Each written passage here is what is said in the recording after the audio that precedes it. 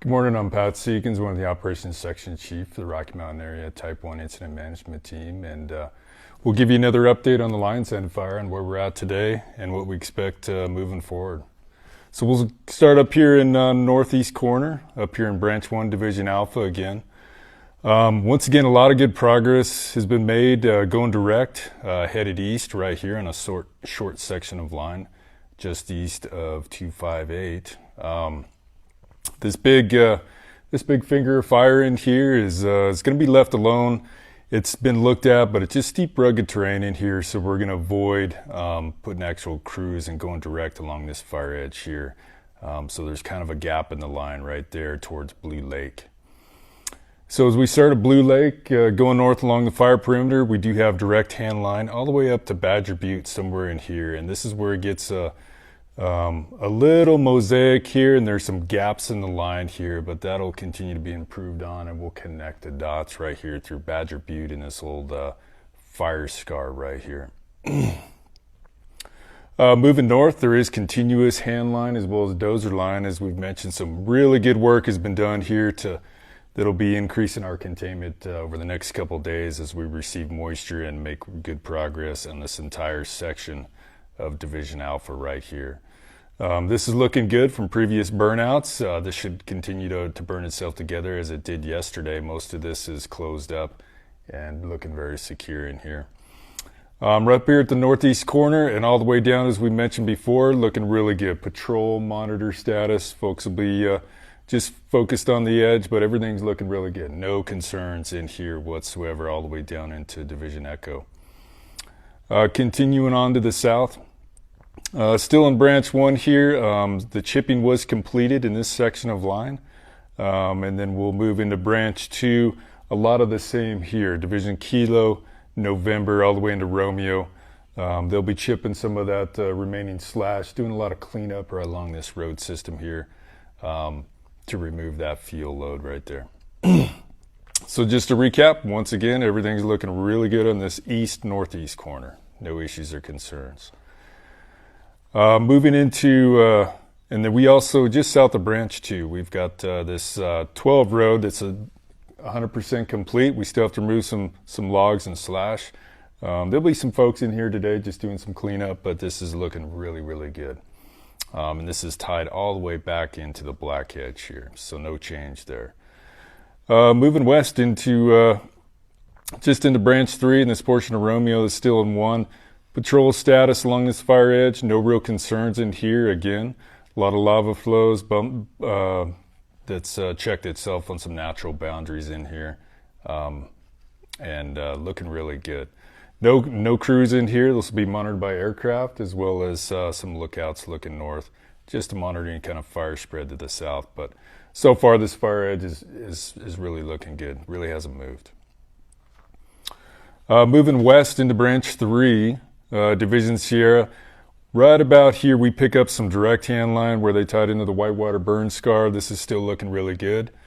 We do have some Canadian crews as well as other resources doing some really good work in here, securing the edge to make sure this is locked off right here all the way to Highway 22. So we're looking really good and making good progress. They've also improved to the west with some direct hand line to the river, and they'll look at connecting some of this fire's edge to some existing road systems and any direct right along the fire's edge opportunities as they go west. Moving into Division Tango, there's been a lot of really good work done in here along this road system where it's checked itself, and where the fires cross this road system, they've been able to be successful going direct along the fire's edge to contain this fire perimeter with a lot of really good work in here. We've got a lot of help from the Canadian crews in here as well as some supervision. They've done some excellent work in here for us. From this point to this point, drop point 201 and south, this is essentially locked off and looking really good. We'll likely see some increased containment over the next day or two that'll start to show up on the map in this area. Around this corner here, New Idana and Idana, this is looking very secure as far as the fire edge and the perimeter goes. No concerns through here. Still a fair amount of work to do in here to connect the dots to close that off. Moving over here, south end of Detroit, this Stallman Point, what we're calling a spot fire, large connection of the fire. A lot of good progress was made there yesterday, tying in indirect, and these road systems here are prepped and more or less secure on the south end of the private lands here. So looking really good. Structure group continues to assess the fire perimeter around some of these homes and structures, and that'll just continue in here, as well as when we move north, that group is free to move around and prioritize where the need is to protect and evaluate structures. Moving north into branch 4, Division Whiskey and Yankee. This section of the fire is more or less unstaffed. It's been looked at. No real threat to this perimeter currently, and as well as steep, rugged terrain. A lot of safety of firefighters. It's just not worth putting folks in here with this fire edge the way it is in that steep, rugged terrain. So our primary focus is in Division Yankee, right here at this larger spot, and the smaller spot got contained east of Highway 46 that runs north-south here, and keeping everything checked up to the west of 46. So we want the fire to stay west of 46. So a lot of good work continues up here securing the edge. As we go east into Division Zulu, their primary focus is down here on these two spot fires. This larger spot fire was determined we can go direct with some crews. So we got some hotshot crews in here today, and that'll continue tomorrow to look at direct right along the fire's edge to contain this spot fire before they reinsert and establish and reinforce this line that's right about here that goes east. And that'll continue. So some good work's going to happen in here in the next couple of days, and that'll continue.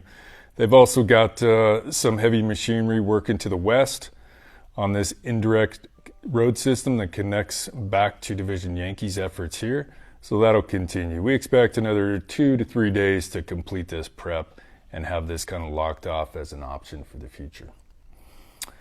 We also have North Contingency Group still established up here. They continue to make good progress to the north. And once again, their timeline is expected to be 2 to 3 days as well to finish to kind of our tie-in spot up here at H259 along this power line corridor. So a lot of good work's getting done here, both indirect away from the fire's edge, as well as direct options as they continue locking this off in alpha. And to recap, this road system has been prepped and is completely, it is complete. So that kind of wraps us up, and that's where we're at today.